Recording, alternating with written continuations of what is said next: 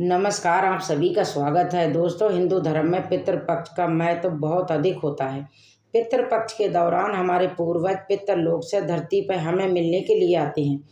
हमारे द्वारा उनके लिए किए जाने श्राद्ध तथा दर्पण पिंडदान आदि कार्यों से वे संतुष्ट होकर हमें आशीर्वाद प्रदान करते हैं। प्रति वर्ष पितृपक्ष भाद्रपद मास की शुक्ल पक्ष की पूर्णिमा तिथि से प्रारंभ होते हैं और आश्विन मास की अमावस्या को इनकी समाप्ति होती है। इसे शरद पितृ अमावस्या कहा जाता है। पितृपक्ष के दिनों में मनुष्य को पितरों की संतुष्टि के लिए श्राद्ध कर्म दान धर्म करना चाहिए। श्री कृष्ण कहते हैं, जिस मनुष्य को उनके पितरों का आशीर्वाद प्राप्त होता है उसके कुल का गौरव सदैव बढ़ता है। ऐसा मनुष्य कभी दरिद्र ही नहीं रहता है। इस साल पितृपक्ष 29 सितंबर शुक्रवार के दिन प्रारंभ हो रहा है और 14 अक्टूबर के दिन पितृपक्ष का समापन होगा। पितृपक्ष 16 दिनों तक चलते हैं। इस दौरान मनुष्य को पितरों की संतुष्टि के लिए उपाय अवश्य करने चाहिए। दोस्तों, पितृ मनुष्य के परिवार का सुरक्षा कवच होते हैं। पितृ शक्ति मनुष्यों की हर प्रकार से रक्षा करते हैं। यदि घर में पितृ शक्ति का वास हो तो घर में किसी भी प्रकार की दुष्ट आत्मा तथा नकारात्मक शक्तियां प्रवेश नहीं करती। इसीलिए हमें पितृपक्ष में कुछ ऐसे कार्य करने चाहिए जिससे हमारे घर में पितृ शक्ति का वास हो। पितरों को प्रसन्न करने के लिए गरुड़ पुराण में भगवान श्री कृष्ण ने बहुत महत्वपूर्ण उपाय बताए हैं।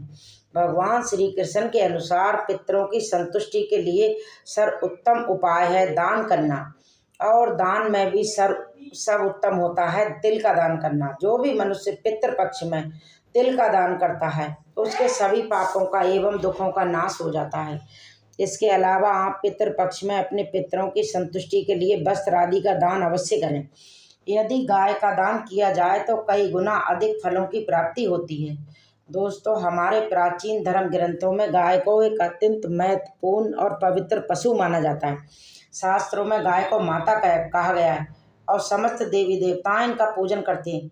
गौ माता के शरीर में 32 कोटि देवी देवताओं का वास होता है। गाय एक अत्यंत निष्पाप जीव है। शास्त्रों में गौ माता को माँ लक्ष्मी का रूप माना गया है।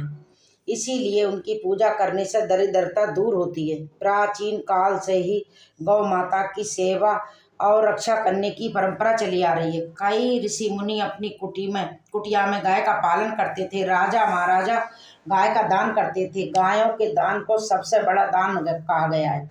गाय का दान करने से सभी जन्मों के पाप नष्ट हो जाते हैं और मनुष्य को मोक्ष की प्राप्ति होती है।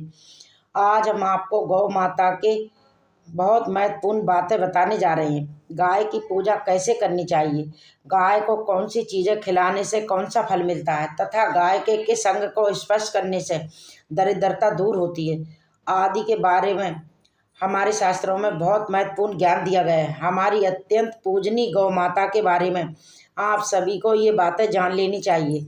इससे आपके जीवन से सभी प्रकार के कष्ट दूर होंगे। दोस्तों, कई बार महिलाएं जाने अनजाने में गाय को कुछ चीज़ें खिला देती हैं जिससे माँ लक्ष्मी क्रोधित हो जाती हैं। शास्त्रों में कहा गया है ये चीज़ें गाय को कभी नहीं खिलानी चाहिए।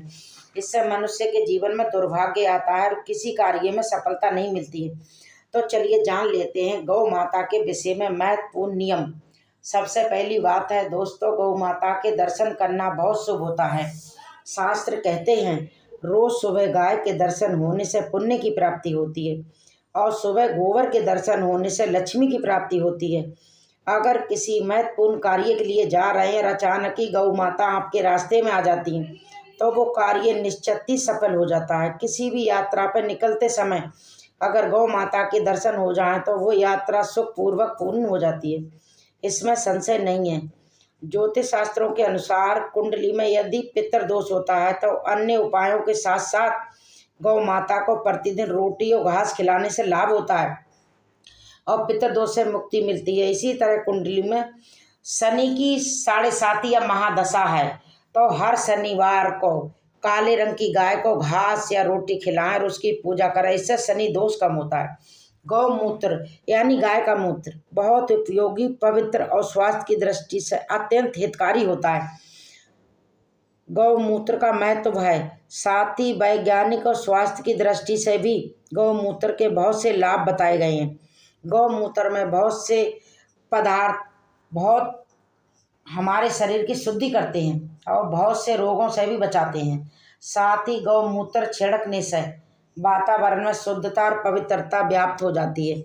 इसीलिए हमारे शास्त्रों में शरीर को निरोगी रखने के लिए प्रतिदिन गौमूत्र का सेवन करने तथा घर में गौमूत्र छिड़कने के लिए कहा गया है।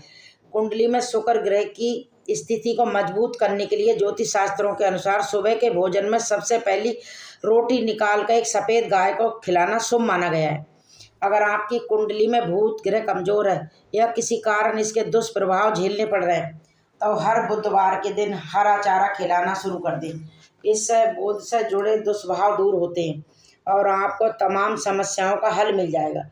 अगर कुंडली में मंगल दोष है जिसके कारण आपके जीवन में कई तरह की परेशानियां हैं तो लाल रंग की गाय की सेवा करें।